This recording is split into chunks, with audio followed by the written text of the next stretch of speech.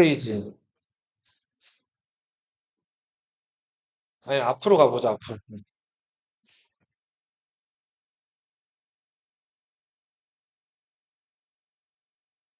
1페이지로 가보자. 자, 우리 저번 시간에 한 거 빠진 사람 또 2명 있어가지고, 이거 간단하게만 정리를 해보자. 흥선대원군 집권하기 전 나라 안의 상황. 안동 김씨, 풍양조 씨 무슨 정치하고 있었어요? 세도 정치하고 있었죠. 전정, 군정, 한정. 세금 거두는 세 가지 행정이 잘 돌아가고 있었어요? 안 되고 있었어요? 삼정의 문란이 있었죠. 그리고 한편으로는 이제 외국 문화를 좀 받아들여 보자. 통상이 무역 거래하는 거라 그랬죠? 항상 대화론이 또 대두하고 있었죠. 그리고 평등을 강조하는 동학이라는 종교가 확산되고 있었어요. 그리고 한편으로는 천주교라는 종교도 이제 조선에서 막 인기를 끌고 있었죠. 근데 천주교 인기 끌고 있는 거를 조선 정부에서는 가만 내버려 두질 않았죠. 천주교 믿는 사람들 막 죽였잖아요. 이렇게 종교적으로 못 믿게 하는 걸 박해라고 한다 그랬죠? 이렇게 나라 안의 상황은 이런 상황이었어. 그러니까 요거 좀 속된 말로 좋은 상황이었어요? 좋지 않은 상황이었어요? 헬 조선이라고 하죠? 지옥 같은 조선이었어요. 19세기는. 19세기는 언제부터 언제까지예요? 1899년까지겠죠? 네. 지금부터 몇 년 전이에요? 대략? 한 200년 전이죠? 그죠? 나라 바깥에는 어떤 상황이었어요?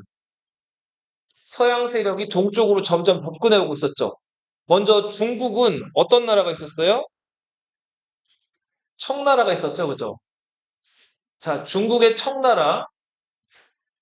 자, 당시 영국이란 나라가 중국의 몰래 몰래 아편을 밀수하고 있었죠. 중국 정부에서 그 아편을 몰수한 다음에 바다에다 버리니까 영국이 우리 아편 왜 버려? 그러면서 쳐들어왔죠. 이게 무슨 전쟁이에요? 아편 전쟁. 여기서 이겼어요, 졌어요, 중국이. 대패를 했죠. 자, 중국 배는 어떤 배? 나, 그쵸. 나무로 만든 돛담 배였죠. 노로 저어서 가는. 옛날 배였단 말이에요. 근데 영국 배는 어떤 배였어요? 그쵸. 철갑을 두르고 그 대포를 막 빵빵 발사하는 그리고 이제 공장에서 찍어낸 아주 품질 좋은 총으로 무장한 아주 그 신식 배였죠. 상대가 됐어요, 안 됐어요? 안 됐어요. 청나라는 동양에서 제일 강력한 나라라고 알려져 있었는데 영국한테 완전히 그냥 완패를 당한 거예요. 이때부터 중국에서는 뭐 하자 그랬죠? 우리도 서양의 무기 제조 기술 같은 것들 보고 배워서 따라잡자. 저 서양 놈들. 양무 운동이라는 게 일어났다 그랬죠. 그죠? 근데 기본적으로 동양의 정신이나 이런 게 더 우월하다고 믿었죠. 그래서 서양의 기술만 배우자. 이런 걸 뭐라고 불렀죠? 이런 정신을 중체서용이라고 불렀죠. 서양의 기독교 사상이나 이런 것까지 다 배우자는 거예요? 아니죠. 서양의 무기 제조 기술이나 이런 것들만 따라 배우자는 거예요. 일본은 어느 나라가 접근해 왔어요? 미국이 접근해 왔죠? 자, 흑선은 뭐예요? 흑선. 검은 배라는 뜻인데 이게 진짜 겉에서 보기에 까만 배여서 그렇기도 했는데 이 흑선은 영국이나 프랑스 배처럼 철갑을 두른 대포로 무장한 강력한 배였죠. 그죠? 이 배가 일본 도쿄를 막 기습을 한 거예요. 당시에 에도 막부에서 대응을 잘했어요, 못했어요? 못했죠. 그리고 미국이 하자는 대로 막 그 외교도 막 갑자기 미국이랑 하게 되고 무역도 미국이 요구하는 대로 막 불평등하게 다 하게 됐단 말이에요. 이때 에도막가 무기력하게 대응하는 거를 지방 무사들이 막 손가락질하고 비난했죠. 자, 그러면서 저 막부 타도하자. 권력은 막부가 가진 게 아니라 누가 가져야 돼, 원래 일본에서는. 일본 천황이 원래 권력을 회복하고 저 영국이나 미국 같은 오랑캐들을 무찌르자. 이름하에 무슨 운동이 일어났어요? 존왕 양이 운동이 일어났죠. 근데 막상 미국이랑 영국이랑 싸워보니까 이길 수 있을 것 같아요. 상대가 안 된다 그랬죠. 그래서 양의를 쏙 빼버리고 뭐만 내세우기 시작했어요. 존왕. 저 무능력한 에도마뿐만 이제 없어지고 우리도 미국이랑 일본처럼 개혁을 해가지고 저 서구 열강의 강력한 선진국들처럼 우리도 그쪽으로 가야 돼. 그러면서 추진된 개혁이 일본에서 무슨 개혁이에요? 메이지 유신이죠. 메이지 천황을 앞에 내세워놓고 시작된 개혁. 한편 러시아는 슬금슬금 남쪽으로 내려오기 시작해가지고 이 바다에 인접해 있는 땅을 차지하게 되죠. 이 땅을 뭐라고 불렀죠? 연해주를 차지하게 됐죠. 자, 이렇게 점점 나라 바깥에서는 우리 저 한국 주변에 있는 중국이 영국, 프랑스한테 당하고 일본은 미국한테 당하면서 점점 뭔가 한국에도 위기의식이 막 지금 이제 점점 일어나고 있었죠. 예. 자, 그런 가운데 12살짜리 어린 자기 아들을 왕으로 올리면서 실권자가 된 사람이 누구였어요? 흥선 대원군이었죠. 이름이 혹시 뭔지 알아요? 흥선 대원군? 이하응입니다. 흥선 대원군 이름 뭐라고요? 이하응이에요. 조선은 이씨의 나라죠? 왕족이었죠? 고종의 이름 뭔지 알아요, 혹시? 고종의 본명은 어렸을 때는 뭐라고 불렀을까요? 이명복이라고 불렀어요. 근데 봐봐. 유교 사회에서는, 선생님 봐봐. 유교 사회에서는 어른들 이름 막 불러요, 안 불러요? 너희 부모님 성함 다 알죠? 부모님 성함으로 막 불러요? 엄마한테? 아빠한테 이름 막 불러요? 그러면은 막 만약에 그렇게 부른다 그러면 어떤 거예요? 굉장히 버릇없는 행동이죠. 그죠? 이게 버릇없다는 거를 이제 규정한 게 유교란 말이에요. 그래서 왕의 이름을 사람들이 함부로 부를까요? 안 부를까요? 안 불러요. 근데 봐봐. 왕의 어렸을 때 이름은 이명복이었고, 근데 왕이 되고 난 다음에 왕의 이름을 함부로 못 부르고, 이런 문서 이런 데도 왕의 이름을 막 못 써요. 왕의 이름이 들어간 한자들을. 근데 사람들이 많이 쓰는 한자를 왕이 이름으로 가지고 있으면 여기저기 글 쓸 때 되게 불편하죠. 그래서 사람들이 좀 안 쓰는 이름으로, 안 쓰는 한자로 이름을 바꿔요, 왕이 되면. 왕으로 즉위하면. 그 이름이 제황이었어요. 어렸을 때 뭐라고요? 이명보. 커서는 이제황. 흥선대원군 나라 안에 개혁. 먼저 어떻게 했죠? 왕권을 강화했죠? 조선 왕실은 어디 이씨예요? 자, 민서 갔다 온 전주 이씨죠. 네. 조선 왕조의 본향을 갔다 온 거예요. 그리고 지금 백성들의 삶이 어려웠다 그랬죠? 백성들의 삶을 안정시키기 위한 정책. 무슨 정책? 민생? 선생님 봐봐. 민생이 뭐예요, 민생? 백성들의 삶이죠? 민생을 안정시키는 정책. 자, 나라 바깥에 대해서는 어떻게 대항했어요? 선생님 봐야지. 이거 봐야지. 통상, 수교, 통상이 뭐 하는 거예요, 통상? 무역하는 거죠, 무역. 그죠? 수교는 뭐예요, 수교? 서로 사이좋게 지내고 외교하는 걸 수교라고 합니다. 이거를 외국이랑 했어요, 안 했어요? 거부했죠? 통상수교 거부로 일관했죠. 세도 정치 타파하기 위해서 안동 김씨들 다 어떻게 했어요? 비변사라는 기구도 어떻게 했죠? 해지, 그죠? 그리고 대신에 의정부라든지 삼군부 같은 기관 다시 부활시켰죠? 기강을 확립하기 위해서 법전을 펼쳐내요. 대전, 회통, 육전, 조례. 임진왜란 때 불타고 아직도 다시 못 지은 궁궐, 뭘 다시 지었죠? 경복궁을 다시 짓죠. 이걸 뭐라고 해요? 세연이 쓰면서 봐, 이거. 1페이지야, 1페이지. 경복궁을 다시 짓죠. 그리고 당시 전정은 토지세 관련된 것들이 양반들이 세금 안 내려고 자기 땅을 신고를 안 해요, 나라에다. 그러면은 세금 낼까요, 안 낼까요? 나라에서 모르니까 세금 거둘 수가 없죠. 그걸 조사해서 찾아야겠죠, 나라에서는. 세금 거두려면. 양전 사업이라는 걸 해요. 여기서 양은 센다는 뜻이에요. 숫자 센다. 전은 밭전, 토지를 뜻하고. 그러니까 토지를 센다는 거예요. 군정에 대한 개혁, 뭐 했을까요? 호포제라는 걸 실시해요. 이전에 영조 때 남자 한 명당 한 표씩 걷었죠. 균역법으로. 그죠? 근데 문제는 양반들은 군포를 냈어요, 안 냈어요?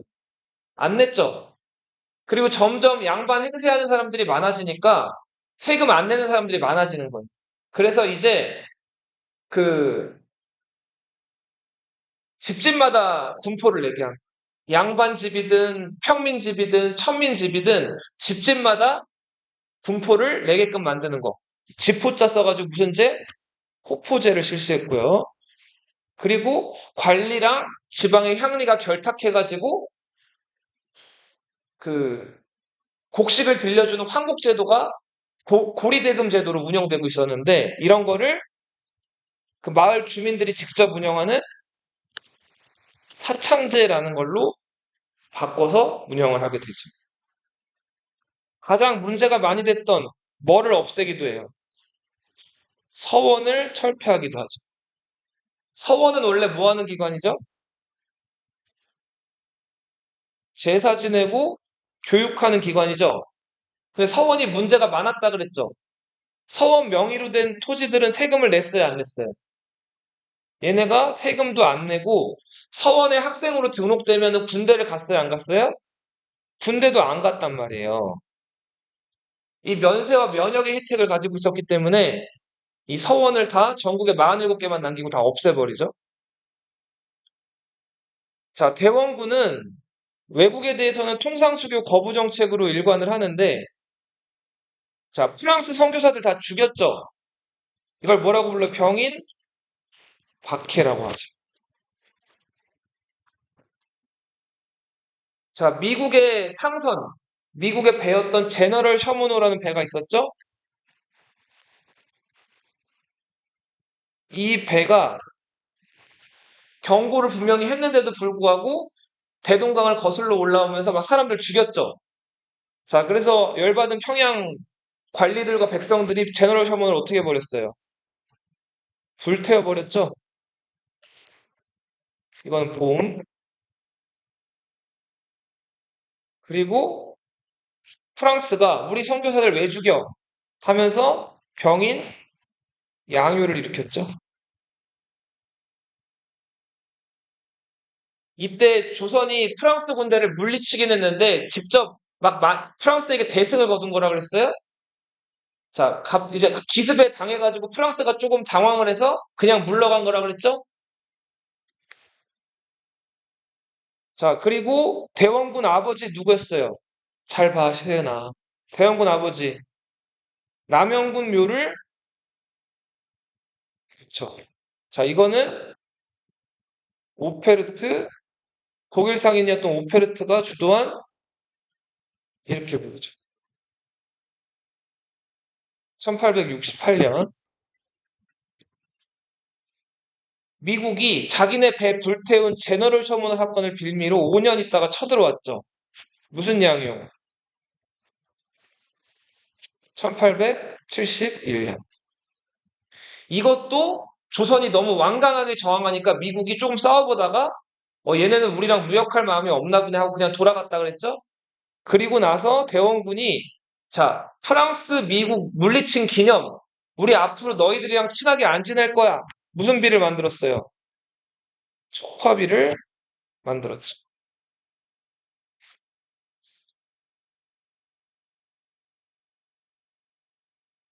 자, 흥선대원군이 저기 봐봐요. 년도 봐봐. 몇 년 정치했어요? 10년 정치했죠? 고종이 12살 때 왕이 됐는데 고종이 이제 몇 살이 됐을까요? 22살이 됐죠? 22살이면 애예요, 어른이에요? 어른이죠? 어른인데 아빠가 아직도 아들 냅두고 자기가 권력을 갖고 있는 거예요. 자, 아들 보종 입장에서는 불편해요? 안 불편해요? 불편하죠?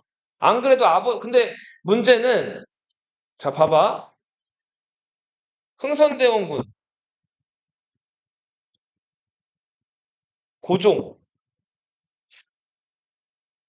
너희 사적이다라는 얘기 들어봤어요? 사적이다, 공적이다 이런 얘기 들어봤어요?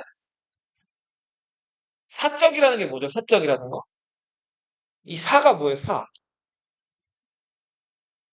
개인적이다 할 때 사예요. 어. 공은 뭐예요? 공. 공. 공적이다 할 때 공이거든요. 이 공은 어, 이 예를 하나 들어볼게요. 예를 들어서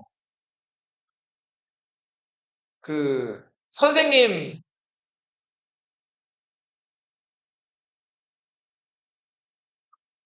학생입니다. 학생. 형규 아버지가 학교 선생님이세요. 예를 들어 그냥 예를 든 거야. 예. 학교 선생님이에요. 예. 근데 형규랑 형규 아버지는 어떤 관계죠? 부자 관계죠. 아들이랑 아버지 관계니까. 그죠? 그러니까 가족 관계죠. 이런 게 사적인 거예요. 근데 학교에 가면 현규랑 형규의 아빠는 선생님과 학생의 관계가 되죠. 그죠? 선생님과 학생이라는 관계는 누가 정해준 거예요? 학교는 어디서 운영해요? 한국에서 운영하죠. 나라에서 운영하죠. 나라에서. 그죠? 나라가 정해준 관계예요. 이걸 공적인 관계라. 알겠어요? 자, 그러면 흥선대원과 고종은 사적으로는 어떤 관계예요? 아버지랑 아들 관계죠. 흥선대원과 고종은 어떤 관계라고요? 사적으로? 아버지랑 아들 관계죠. 이거 모르고 들었어요, 태거? 아버지랑 아들이란 거? 자, 그러면 공적으로는 어떤 관계예요?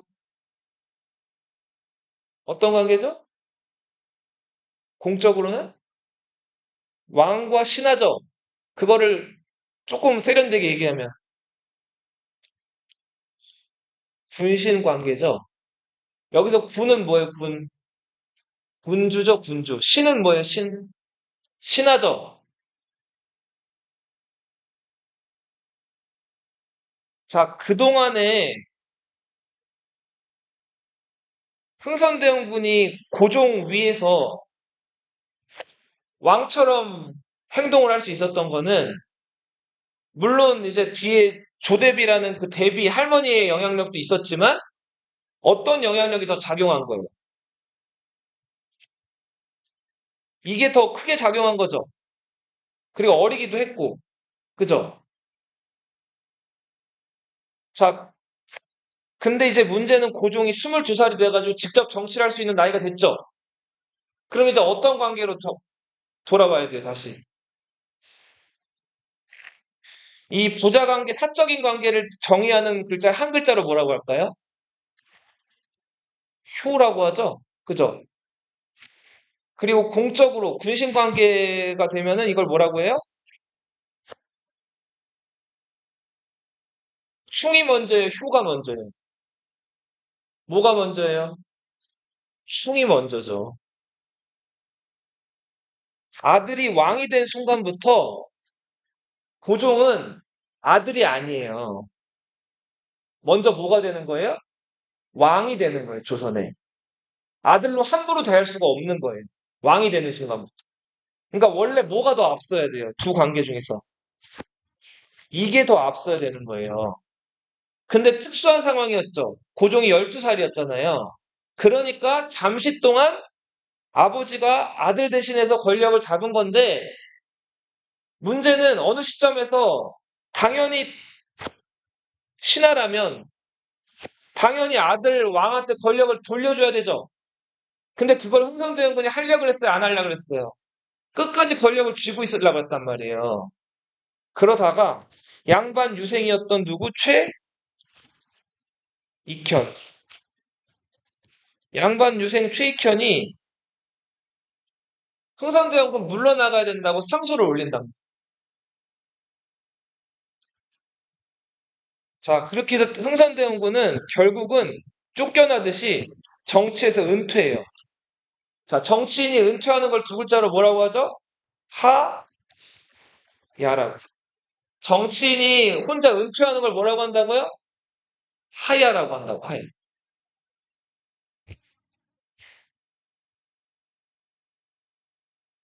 자, 넘어가 보세요.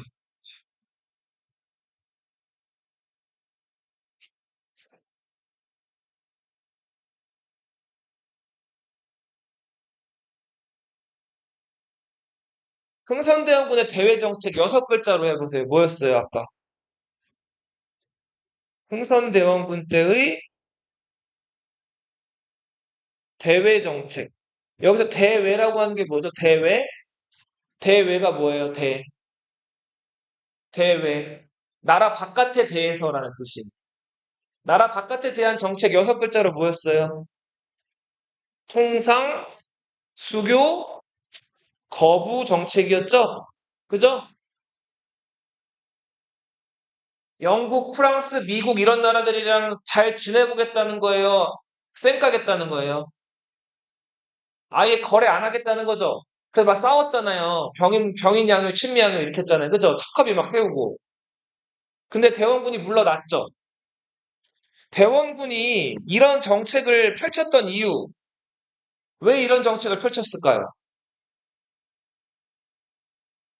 남영군묘 도굴 사건도 있었고, 자기 아버지 부담 파헤쳐진 것도 있었고, 개인적으로 외국 애들이 싫어서도 있지만, 대원군 혼자 정치예요? 아니죠. 누가 정치예요, 그러면은? 조선은 누구의 나라예요?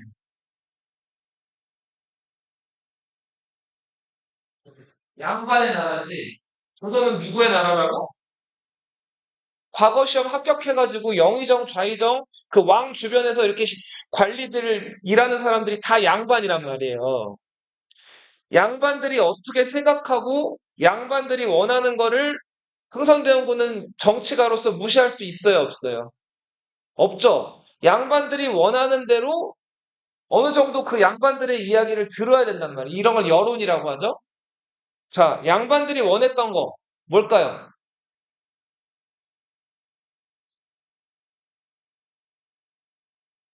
위정, 척사라고 해요. 이거 잘 봐야 돼, 세연아. 쓰면서 봐. 위정이 뭘까요, 위정? 위는 지킨다라는 거거든요. 방위할 때. 정은 뭘까, 정? 바를 정자예요. 바른 걸 지키고, 척은 뭘까, 척? 사이 안 좋아지면 척을 진다, 이렇게 얘기하거든요. 배척하다. 그러니까 밀어내고, 이렇게 서로 싫어하는 걸 척이라고 해요. 이 사는 사악하다, 이 사자예요. 자, 여기서 정, 바른 거는 뭘까요? 성리학이에요. 조선의 근간이죠? 뿌리와 줄기예요. 유교를 뜻해요, 유교. 공자, 맹자. 그럼 사악한 건 뭘까요? 오랑캐. 여기서 오랑캐는 누가 있죠? 청나라도 오랑캐죠. 예. 근데 여기서 지금 청나라는 이미 200년 전에 머리를 이미 우리가 식였죠. 그럼 여기서 얘기하는 오랑캐는 청나라보다도 누굴까요, 더? 그치. 영국, 프랑스, 미국 같은 서양 사람들. 그리고 그 사람들이 가져온 십자가. 이거 뭐예요? 그쵸. 천주교. 양반 유생들은 이런 생각을 하고 있었다. 조선은 저 부모님한테는 효도, 그리고 군주한테는 충성, 충효를 근간으로 하고 인의 예지, 공자 맹자의 말씀을 열심히 공부해가지고 자 이런 것들로 과거 시험 공부해가지고 합격해서 왕에게 또 충성하고 자 이런 사회가 유지되는 걸 원했단 말이에요. 그래서 흥선대원군은 유생들의 의견을 충분히 받아들여서 무슨 정책을 했다고요? 따라 읽어봐. 수교 거부 정책. 대표적인 인물이 이런 사람들이에요. 예전 이 양반 유생들은 이런 모자를 썼거든요. 그리고 시골에서 열심히 공부하는 공자 맹자 거 달달달달 외우는 거예요. 그리고 과거 시험 보러 가고 이런 사람들 대원군의 정책을 지지했던 사람들. 자, 근데 대원군이 아까 어떻게 했다 그랬어요? 두 글자로 하야했다 그랬죠. 따라 읽어봐. 대원군이 뭐 했다고요? 하야가 뭐 하는 거라 그랬어요? 정치인이 스스로 은퇴하는 거라 그랬죠. 자, 이제 그리고 누가 친정을 시작했어요? 여기 있는 사람. 대원군의 아들 누구? 고종과 그리고 자 대원군이 자기 어린 아들의 부인을 뭐라고 불러요? 며느리라고 부르죠. 아들의 부인을 뭐라고 한다고요? 며느리라고 해요. 자, 세연이 저 일어나서 문 좀 닫고 올래? 빨리 닫고. 빨리 갔다 와. 아니다, 저 빨리 갔다 와.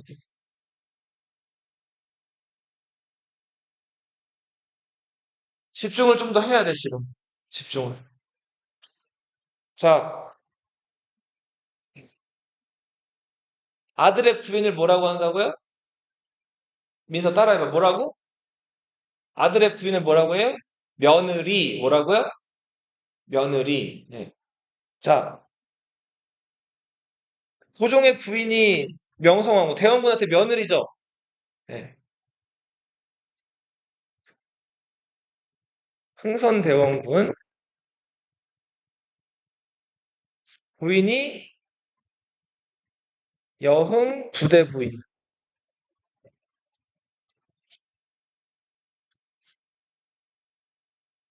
큰아들이 이재면, 둘째 아들이 이재황. 이 사람이 누구예요? 고종이죠? 그죠? 여흥 부대 부인 성이 뭐라고 했는지 혹시 기억나요? 민씨였죠? 대원군 부인 성씨가 뭐였다고요? 민씨였어요, 민씨. 대원군은 세도 정치 때 안동김 씨나 풍양주 씨들이 설치던 거를 잊지를 못해가지고 절대로 또 세도 정치가 돼서는 안 된다고 생각을 했어요. 그래서 어린 아들 고종이 부인을 맞이할 때, 그러니까 왕비를 맞이할 때 이거를 대원군이 각별히 신경을 썼단 말이에요. 근데 또 왕비가 될 집안인데 집안이 꿀리면 돼요, 안 돼요? 안 되죠. 그래서 집안은 꿀리지 않으면서 또 너무 세력이 큰 집안은 안 된다고 생각을 했어요. 그래서 조금 뭐랄까 좀 안전빵으로 고른 집안이 자기 부인 집안이랑 똑같은 집안, 여흥 민씨 집안의 왕비를 맞아들였어. 그 여흥 민씨 집안의 왕비로 맞아들인 여자가 명성황후 민씨였어.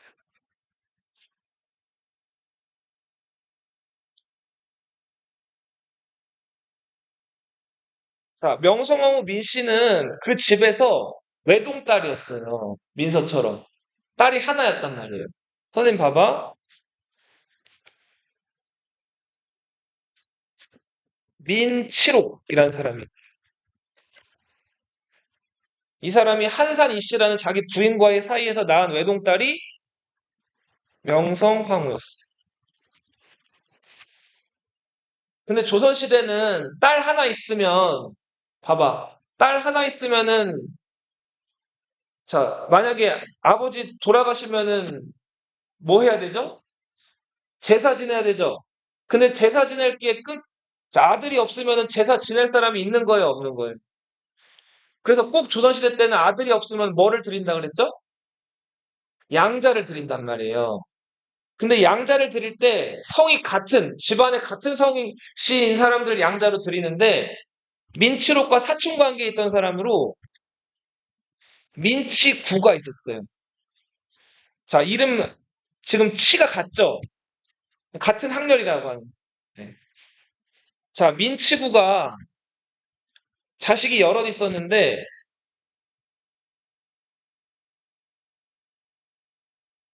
큰아들이 민태호였고요. 그리고 딸이 여흥 부대부인 민씨였어요. 이 민씨는 누구 엄마예요? 고종 엄마죠. 그죠? 그리고 민겸호, 민승호, 그리고 민겸호가 있었어요. 자, 근데 봐봐. 민치롱네 집안에 명성하고 딸밖에 없었다 그랬죠? 이런 경우에 뭐 한다 그랬어요? 양아들을 드린다 그랬죠?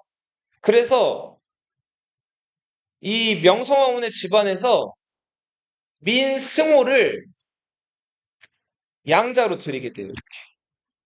점선으로 연결할게요. 점선. 점점점점점점 해서 그러니까 민승호는 명성황후한테는 관계가 어떻게 돼요? 양 오빠가 되죠? 그죠?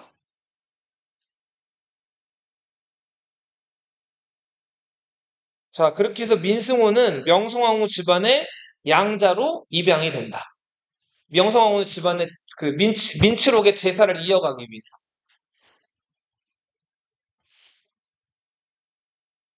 흥선대원군이 아직 권력을 가지고 있을 때 고종이 명성황후랑 사이에서 결혼을 했는데 자식이 잘 안 생기는 거예요. 그러다 보니까 시아버지 대원군이 명성황후한테 산삼을 가져다 줬다 그래요. 산삼이 뭔지 알아요? 그 인삼 알아요? 인삼? 씁쓸한 거? 그 산에서 나는 귀한 인삼들을 산삼이라고 하는데 그 산삼은 막 먹으면 건강에 아주 좋다고 하는 그 약재예요. 그 흥선대원군이 자기 며느리 명성황후한테 산삼을 선물했다 그래요. 근데 그때 명성황후가 되게 어렵사리 임신 중이었어.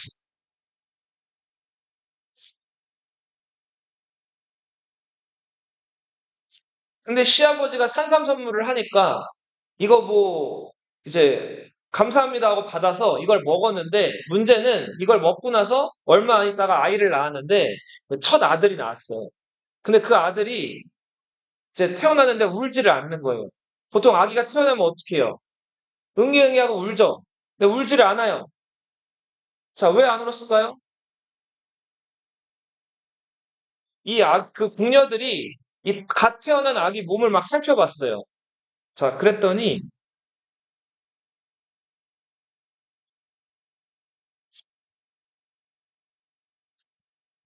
이거였어요. 이게 뭘까요? 쇠가 뭘까요? 쇠? 클로스드예요. 클로스. 쇠는. 항은 뭘까요? 항. 항문. 똥구멍이 막혀 있었던 거예요. 아기가 태어났는데 똥구멍이 어떻게 돼 있었다고요? 막혀 있었고. 기형으로 태어난. 자, 이렇게 태어나면 만약에 요즘에 쇠약증인 아이가 태어나면 어떻게 할까요? 병원에서. 칼로 뚫어줘요, 이거는. 똥꼬를 만들어준단 말이에요. 그렇게 안 하면 어떻게 돼요? 죽잖아요. 근데 이 당시 때 조선시대는 유교사회죠. 자, 지금 서양 의학은 다 뭐 수술하면은 칼로 째고 마취하고 막 꼬매고 이러는데 동양의학, 한의학에서는 칼 대고 이런 거 있어요? 없어요? 없어요. 그래서 애가 태어났는데 당시 개신교 의사들이 이거 째서 고쳐주겠다고 했는데 그걸 거부하고 항문이 막혀서 태어난 아기를 그냥 내버려뒀다가 애가 3일 만에 죽는단 말이에요. 그래서 고종과 명성황후 사이에서 어렵게 낳은 첫 아들, 결혼한 지 5년 만에 처음 가진 첫 아들이 어떻게 됐어요? 안타깝게도 죽었단 말이에요. 자, 근데 이때 명성황후는 그 아이가 항문 막혀서 태어난 거를 시아버지가 준 뭐 때문에? 산삼 때문에 아이가 잘못된 거다라고 또 오해를 하거나 생각을 하기도 했다 그래요. 그래서 아무튼 시아버지에 대한 원망이 컸다 그래요. 그리고 또 시아버지가 권력 욕심이 컸다 그랬죠. 하야한 뒤로도 자꾸 이렇게 저렇게 정치에 개입하고 싶어 하는데 아들이 만나주질 않고 관심을 안 가지니까 이 흥선대원군이랑 고종의 사이가 점점 멀어졌단 말이에요. 그리고 흥선대원군은 그 멀어진 이유를 자기 아들 때문이 아니라 누구 때문이라고 생각했을까요? 며느리 때문이라고 생각을 했다. 흥선대원군이 하야하고 나서 1년 뒤에 1874년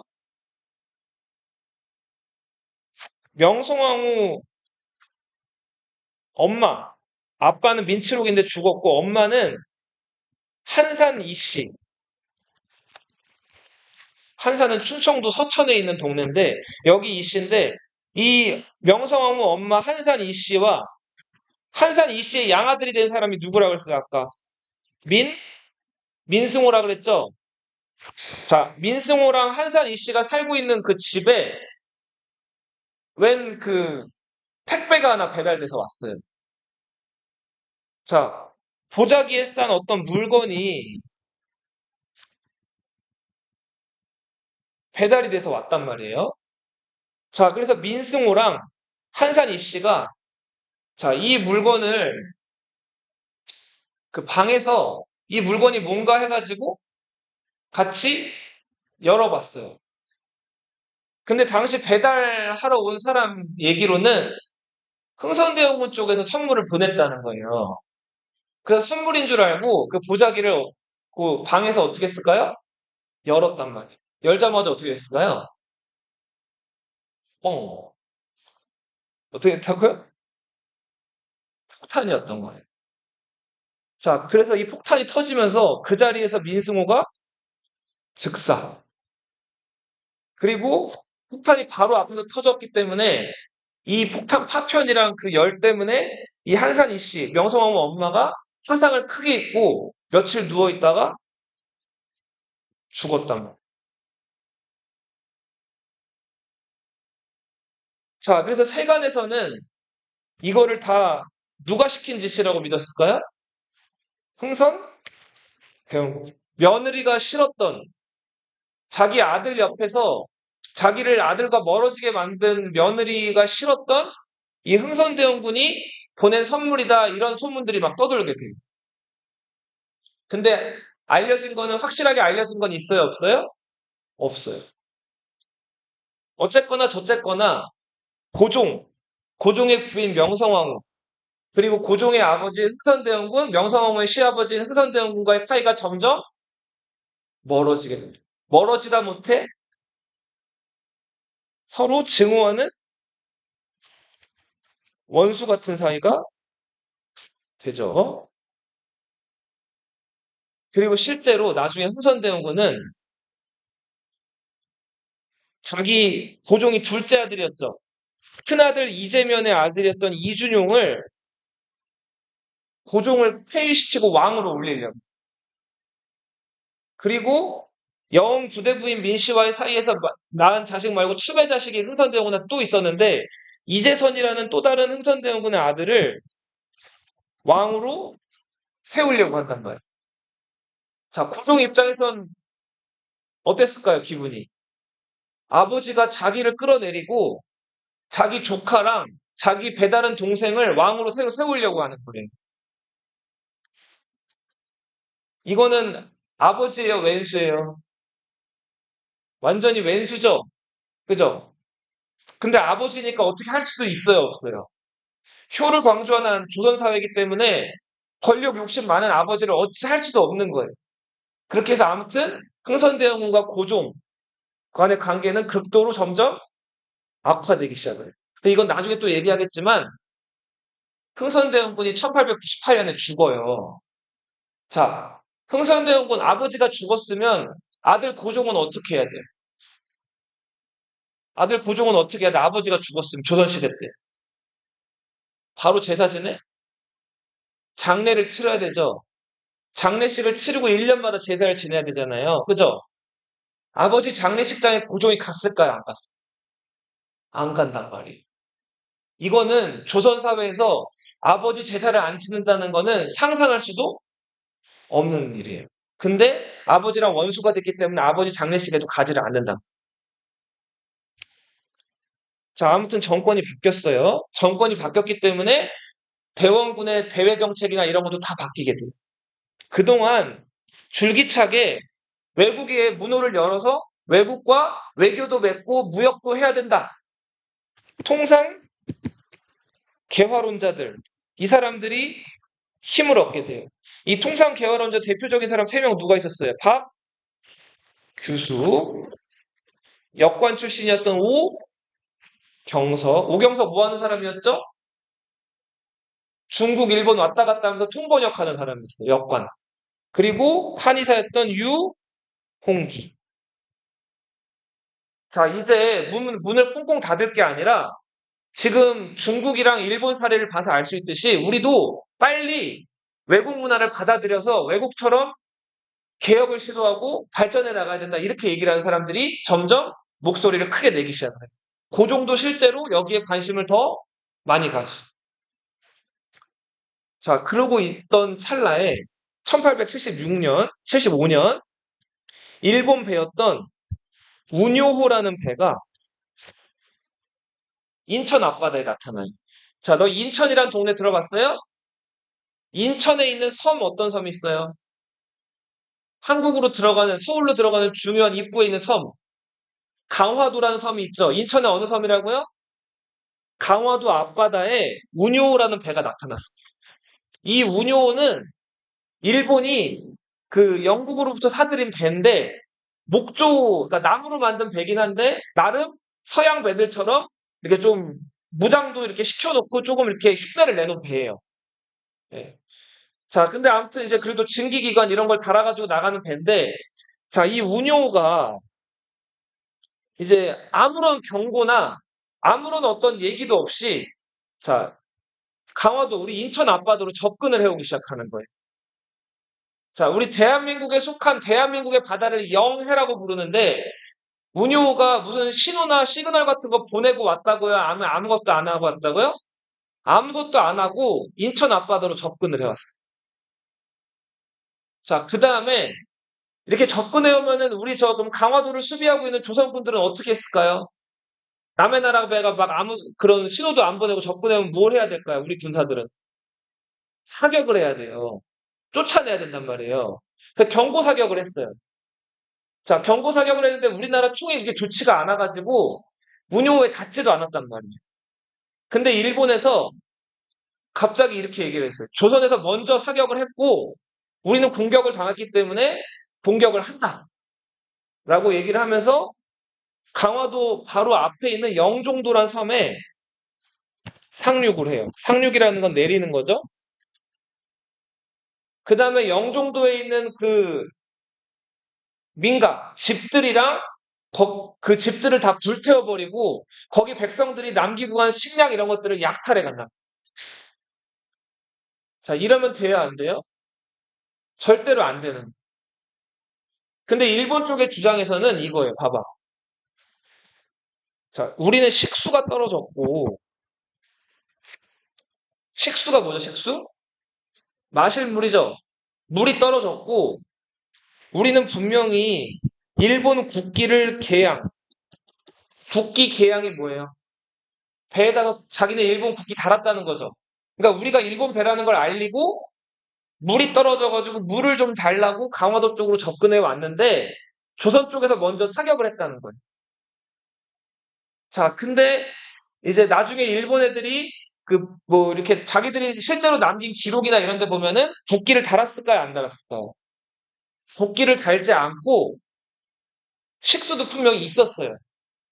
자, 근데 그냥 무단으로 조선에 접근을 해온. 그래서 아무튼 영종도라는 섬을 약탈을 하고, 자, 이 강화도에 또 상륙을 하게 된단 말이에요. 이게 운요 사건이에요. 무슨 사건? 운요 사건. 자, 그리고 일본에서는 군함을 더 보내요. 더 보낸 다음에, 자, 이 조선에게 우리 얘기를 좀 해보자. 우리 지금 조선 너희가 우리를 공격했으니까 우리가 지금 피해자니까 우리 얘기를 해보자. 라고 얘기를 해요. 당시 강화도에 열무당이라는 건물이 있었는데 이 건물에다가 자기들이 이제 외국에서 수입한 무기들을 배치했어요. 여기 지금 잘 보여요? 잘 안 보이죠? 자, 이 무기가 몇 대 있어요, 지금? 네 대 있죠? 몇 대? 여기 지금 서 있는 사람들은 다 일본 군인들이에요. 자, 이 무기는 확대해서 보면 이런 무기예요. 이거 뭘까요, 이거? 기관총. 여기 보면 손잡이 보여요? 손잡이 보여요? 이거를 시계 방향으로 이렇게 돌리면 이 총구가 이렇게 돌아요. 이렇게 돌면서 이 총구에서 총알이 어떻게 될까요? 다다다다다다다 나가는. 이게 초당 3발씩을 쏴요. 그러면 1분에 몇 발이 나가는 거예요? 180발이 나가요. 근데 이거를 이제 당시 이제 영국에서 맥심이라는 사람이 개발해서 맥심 기관총이라고 부르는데 이 기관총을 놓고 우리 조선 군인들 앞에서 이제 그 150보 한 보면은 사람 한 걸음이거든요. 150보면은 대략 한 120m, 130m예요. 그 거리에서 표적을 놓고 이거를 드르륵 돌리면서 쐈어요. 빗나가는 게 있었을까 없었을까? 한 발도 안 빗나가고 관역에 다다다다다 다 들어간 거예요. 조선 군인들이 어땠을까요? 깜짝 놀랐겠죠. 자, 이렇게 겁을 주면서 조선에다가 이것저것 요구해요. 당시 조선에서는 일본이 뭔가 이렇게 막 무력 시위를 벌이면서 뭔가 요구해 오니까 일단은 어땠을까요? 겁을 먹었겠죠. 그죠? 그래서 조선 쪽에서는 여기 지금 앉아 있는 사람이 신헌이라는 사람이에요. 누구? 신헌. 이 사람은 이 글공부보다는 활 쏘는 거나 칼싸움에 익숙한 무관이에요, 무관. 신하는 뭐 하는 사람이라고요? 무관. 무관은 붓을 든 사람이에요, 칼잡이에요? 칼을 든 관리들이죠. 그러니까 아무래도 외교라든지 이렇게 뭔가 문서를 읽거나 하는 데서 유리할까요, 불리할까요? 불리하겠죠. 자, 그러니까 조선에서는 당시 상황을 잘 파악을 못하고 이 신원이라는 무관을 보냈어요. 그리고 일본에서는 지금 일본 사람들 봐요. 옷이 어때요? 일본 전통 복장이 아니라 다 위아래가 서양의 양복을 입고 왔죠. 일본은 이미 1868년에 뭐를 시작했죠? 메이지 유신을 시작해가지고 모든 거를 다 서구화시켜 서양처럼 바꾸는 서구화 정책을 이미 실시한 거예요. 그래서 머리 스타일도 지금 보면 어때요? 짧죠? 그죠? 자, 머리 스타일도 자, 우리 동양 사람들은 선생님 봐봐. 동양 사람들은 전통적으로 뭘 하죠? 이렇게 상투를 틀죠. 자, 그런 일본식 상투를 했어요, 안 했어요? 머리도 서양 사람처럼 깔끔하게 이발을 했죠. 옷도 양복을 깔끔하게 차려 입었죠. 완전히 영국이나 프랑스 사람들처럼 해가지고 온 거예요. 그리고는 우리가 강화도 지나가는데 조선 사람들이 사격을 했으니까 우리는 지금 피해를 받고 우리는 그걸 지금 따지러 왔다는 식으로 조선에게 강경자세로 나온 거예요. 자, 봐봐. 그래서 이 신원이라는 무관은 우리는 분명히 일본이 깃발도 안 달고 왔고 그래서 경고 사격을 한 것뿐이다.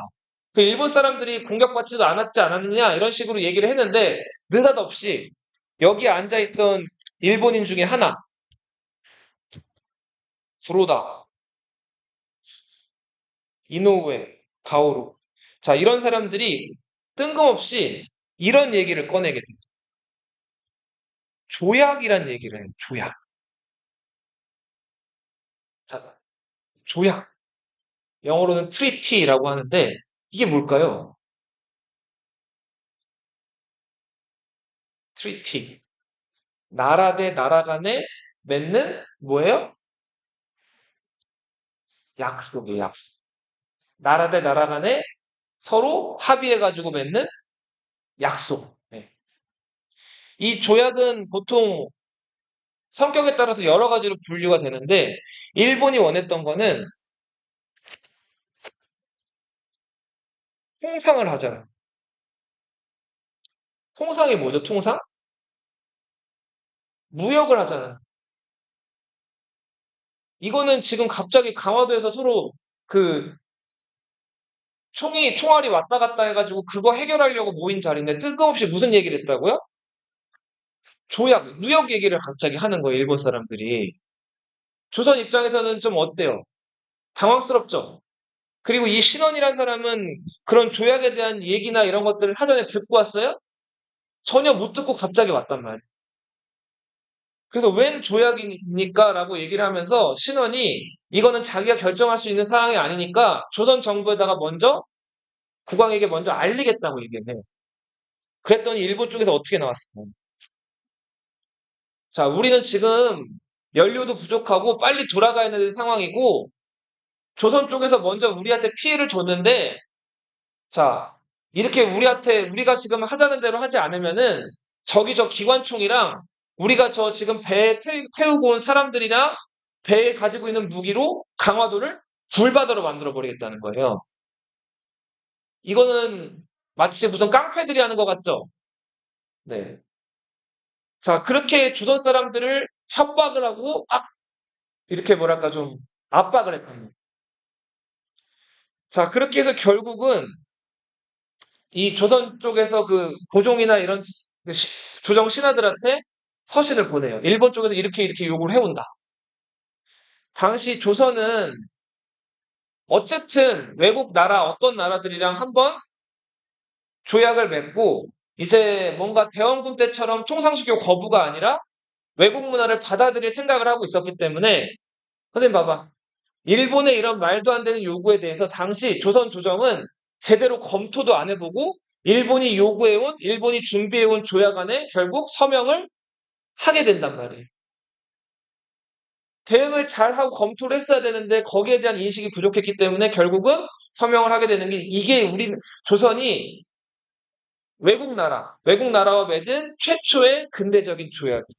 이 조약을 무슨 조약이라고 한다? 강화도 조약이라고 한다.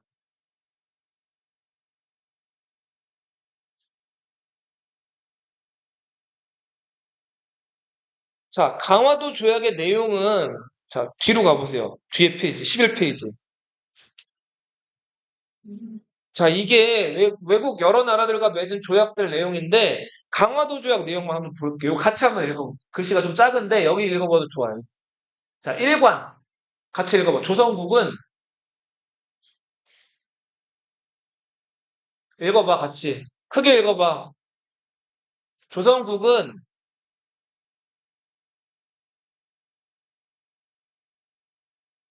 자, 보세요. 자주라는 게 뭐예요? 자주. 스스로 주인 주. 스스로 주인이다 이런 뜻인데 좋은 뜻 나쁜 뜻. 좋은 뜻이죠. 스스로 주인이라는 거니까. 조선은 자주국이라는 거예요. 좋은 뜻이죠. 일본국과 평등하대요.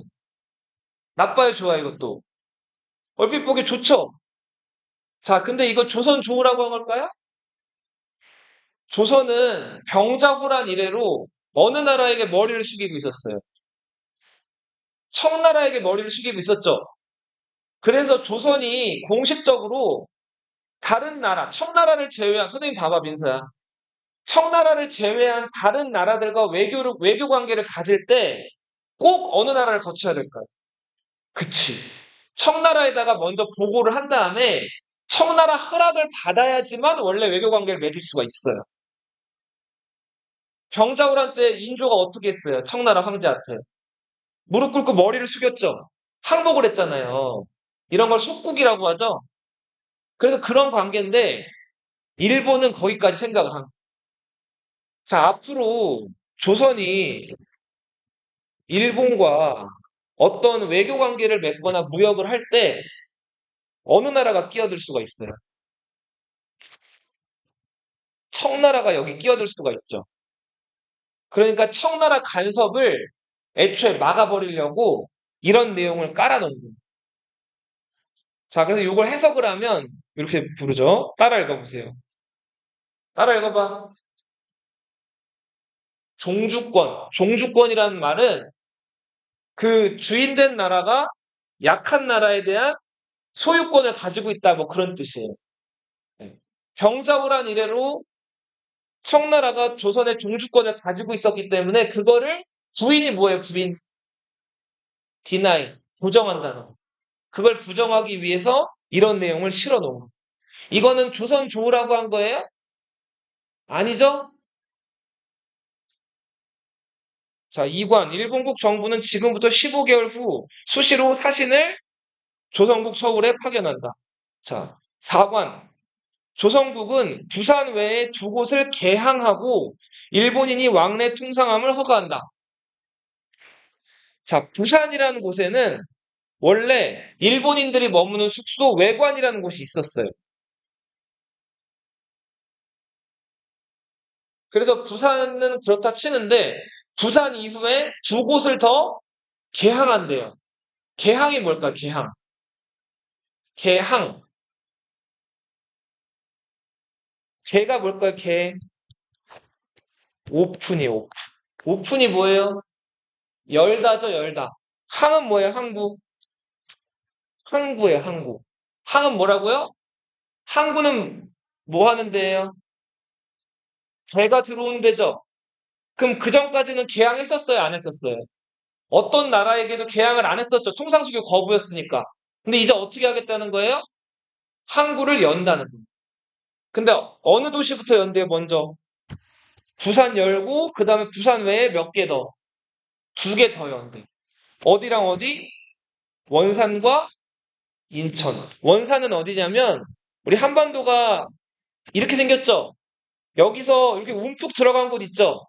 지금 북한에 있는 도시거든요? 여기에 원산이라는 항구 도시가 있어요.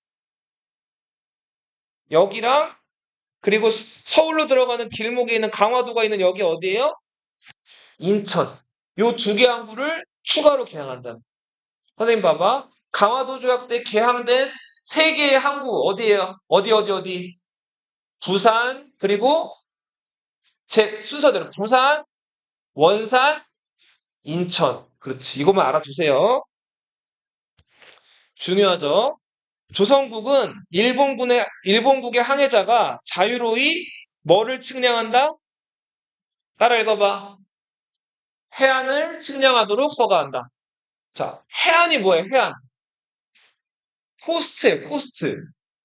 코스트가 그 바다, 저기 뭐야, 해수욕장에 있는 그 모래사장에 있는 바닷가 있죠? 그게 해안이라고, 해안. 얘들아, 측량이 뭐야, 측량? 재는 거죠? 자, 그럼 해안을 왜 재요?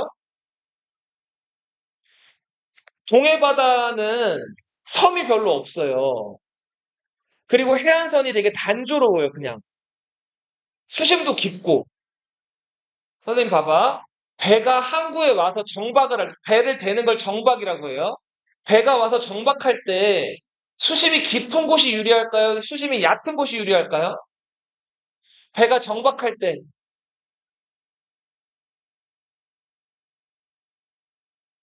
수심이 얕은 곳이 좋을까요? 깊은 곳이 좋을까요? 배가 얕은 곳에 만약에 들어온다고 생각해봐요. 배가 무게가 있기 때문에 자, 가라앉죠. 근데 얕은 곳이면 만약에 돌뿌리 같은 거 있으면 어떻게 돼요? 배가 들어오다가. 걸리거나 배가 파손되죠. 수심이 얕은 곳은 배를 대기 유리해요, 불리해요? 불리하죠. 그래서 깊은 곳이 배를 대기 유리하단 말이에요. 동해바다는 어떻다고요? 수심이 다 깊어요. 그리고 동해바다는 섬이 있어요, 없어요? 해안선이 단조로워 섬이 없어요. 그래서 어디든 배를 대기가 좋아요. 근데 문제는 이순신 장군이 열심히 싸웠던 이 남해바다 있죠? 그리고 여기 서해바다.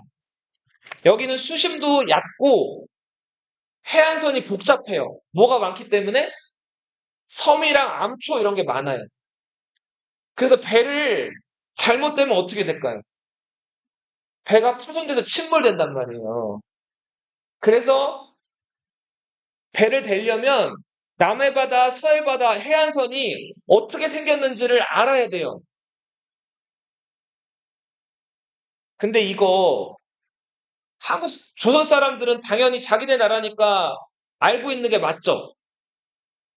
근데 문제는 일본이나 중국 사람들은 이걸 잘 알아요, 몰라요? 모르죠.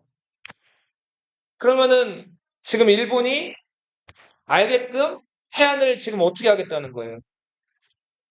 침략하겠다는 거죠. 수심 깊이 재고 섬이 어디 있고 이런 걸 지도를 그려서 자기들이 알겠다는 거예요. 괜찮아요, 이거? 일본이 막 알아도 돼요? 이거 일본이 알면 어떻게 될까요? 이거 지도 그려간 다음에 수심 어디 있고 어디 배대기 좋은 거 다 그려가면 나중에 쳐들어오기가 좋죠. 이거 함부로 알려주면 돼요? 절대 안 되죠. 근데 이거를 조선에서 허가를 해준 거예요.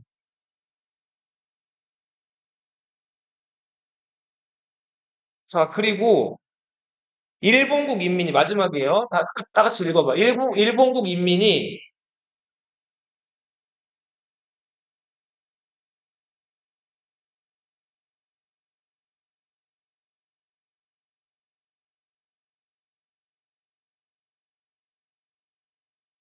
아, 이거 보세요. 이게 뭔 내용이냐면 일본국 인민 쉽게 얘기하면 일본 사람들이죠. 일본 사람들이 조선국 지정 여기 띄어쓰기가 좀 잘못돼요. 조선국 조선에서 지정이 뭐죠? 지정 정한 거죠. 세 군데 어디예요? 부산, 원산, 인천이죠. 이 정한 각 항구에 머무르는 동안 그러니까 지금 무역하려고 뭐 올 수 있잖아요.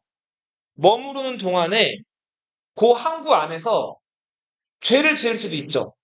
도둑질을 했다거나 누굴 때린다거나 사람을 죽인다거나 잘못을 저지를 수가 있죠. 죄를 저지르면 조선국 인민에 관계되는 사건일 때는 이거를 누가 재판한대? 일본 관원이 심판한대.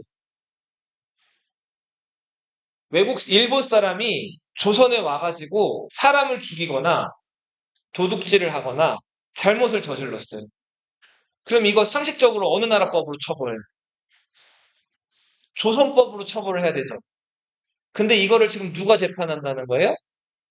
일본 관리가 재판을 한다는 거예요. 이러면 돼야 안 돼? 안 되죠? 자, 너희 봐봐요. 이 중에서 나중에 또 외교관 될 수 있을 수도 있으니까. 지금 한국이랑 일본은 수교를 맺어놨어요. 그래서 일본 여행 우리 가는 거 자유롭죠. 일본 사람들이 한국 놀러 오는 것도 자유롭죠. 그죠? 대한민국 정부에서 한국 사람들이 일본 놀러 갔을 때 일본에서 문제가 생기거나 일본에서 무슨 일이 생길 수가 있죠. 그리고 일본 정부랑 한국이랑 또 외교 관계를 맺을 때 한국 정부에서 연락한 걸 일본 정부에다 전달을 해야 되잖아요. 그래서 지금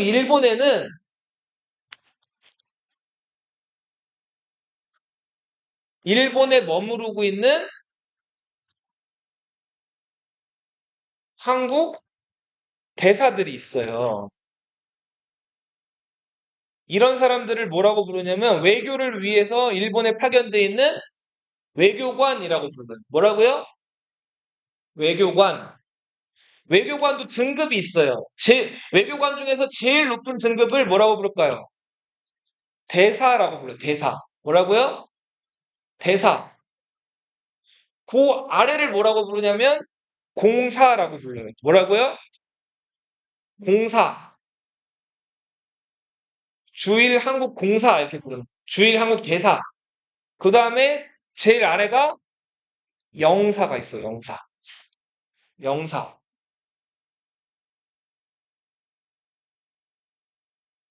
자, 일본 사람들이 조선으로 넘어와가지고 잘못을 저지르거나 죄를 지으면 조선법이 아니라 일본법으로 처벌하는 거예요.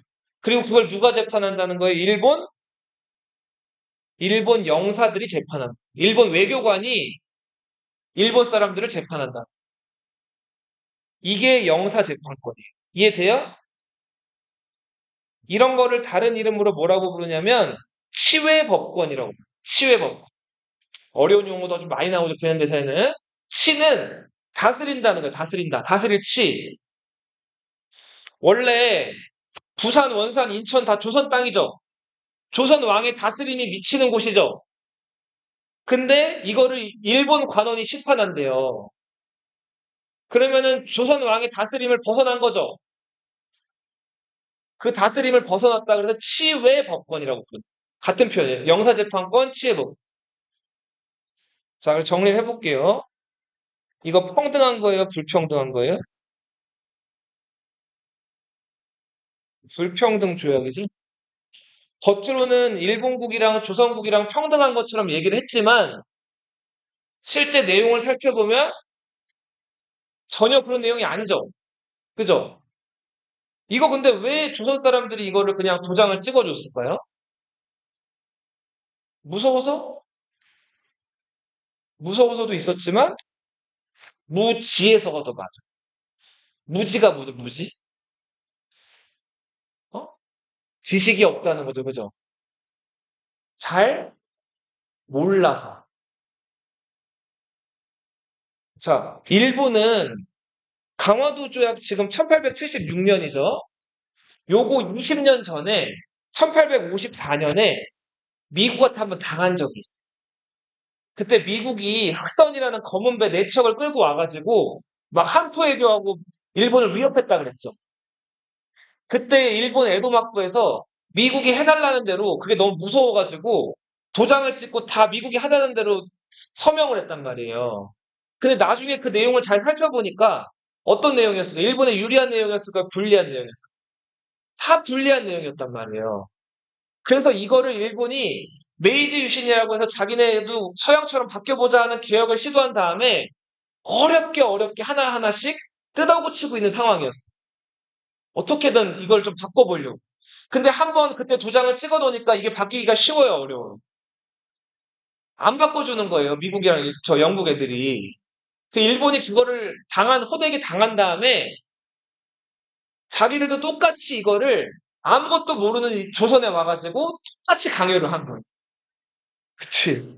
어떻게 보면 화풀이고, 어떻게 보면 조선을 어떻게 하려는 거예요? 침략하고 이용해먹어. 근데 조선은 이걸 알았어요, 몰랐어요? 조선은 여기에 대해서 어떻게 생각을 했냐면, 임진왜란 전후로 옛날 일본 있죠? 그 일본과 전통적으로 맺어오던 외교 관계를 생각을 한 거예요. 그 이전에 일본 사람들 부산 와가지고 외관 만들어서 여기서 먹고 자고 하면서 무역도 하고 했거든요? 조선 왕이 허가해준 범위 안에서? 그러니까 그런 것처럼 생각을 한 거예요. 근데 일본은 지금 어때요? 작정을 하고 들어온 거예요. 일단 작정을 했다는 거 알 수 있는 게 첫 번째 내용부터죠. 청나라 간섭을 배제하려고 조선이 자주국이라고 높여주는 척을 했죠. 그 다음에 중요한 내용. 자기네들 배들이 마음대로 잘 왔다 갔다 하려고 조선의 바닷가를 어떻게 한다 그랬어요, 다. 측량한다 그랬죠. 결정적인 거는 일본 사람들이 조선 와서 잘못을 저질렀을 때 조선 왕이나 조선 사또가 처벌하는 게 아니라 일본 관리들이 심판을 한다. 치외법권이죠. 자, 그렇게 해서 자, 조선이 외국과 맺은 최초, 최초의 근대적 조약이에요. 뜻풀이 해볼게요. 외국이 뭐예요, 외국? 다른 나라죠. 외가 무슨 외자예요? 바깥 외자예요. 외국. 네, 외국과 맺은, 맺은이 뭐야, 맺은? 약속을 맺다, 이런 얘기 하죠? 자, 최초는 뭐예요, 최초? 처음이라는 거죠? 근대가 뭐예요, 근대? 근대. 요거 얘기하거나 하고 마칠게요. 근대가 뭘까요? 영어로는 모던이에요, 모던. 모던 들어봤어요? 사람 생활에서 가장 중요한 거 세 가지 뭐죠? 먹는 게 일단 제일 중요하죠? 의식주이기도 하죠? 네, 식이 뭐예요, 식? 먹는 거죠. 의는 뭐예요, 의? 옷이죠. 주는 뭐예요? 집이죠. 자, 먹는 거, 근대 이전에는 어떻게 먹었을까요? 이 근이 가까울 근자에 대가 시대 대자거든요? 가까운 시대라는 뜻인데, 근대 이전에는 어떻게 먹었을까요, 먹는 거? 씨 뿌리고 농사 지어가지고, 농사 지어서 먹었단 말이에요. 어떻게 먹었다고요? 직접 농사 지어가지고 먹었어. 근데 이후에는 어떻게 먹을까요? 지금 너희 농사 지어요? 농사 안 짓죠? 선생님도 농사 안 지어요. 그럼 어떻게 먹어요? 돈 주고 시장, 마트 가가지고 쌀 가지고 사 먹죠? 그죠? 그 쌀은 어디서 와요?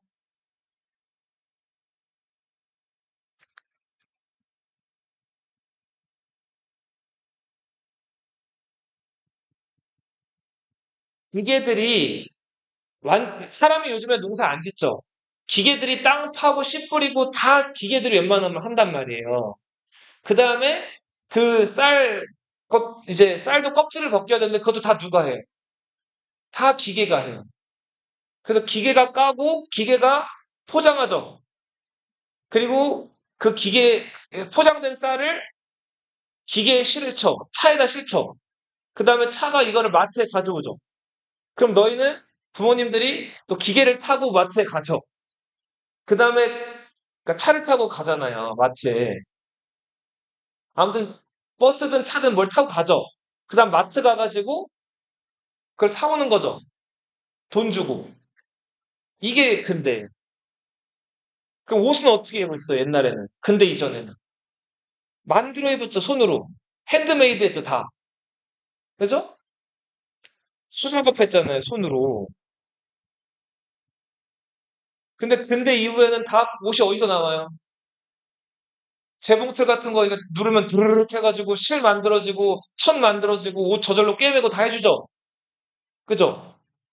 그럼 집은 초가집, 기와집 다 옛날에 어떻게 했어요? 다 직접 만들었죠. 근데 요즘에는 어떻게 해요? 아까 재건축하는 거 보면 어때요? 포크레인, 거주 뭐 이런 기계들이 와가지고 다 짓죠. 물론 사람이 필요하긴 하지만 공장과 기계, 자 이런 것들로 대량 생산 체제로 접어들기 시작한 게 근대란 말이에요. 자 조선이 맺은 최초의 근대적 성격을 가진 조약. 해안 측량이라든지 이런 것들. 자, 여기까지 할게요.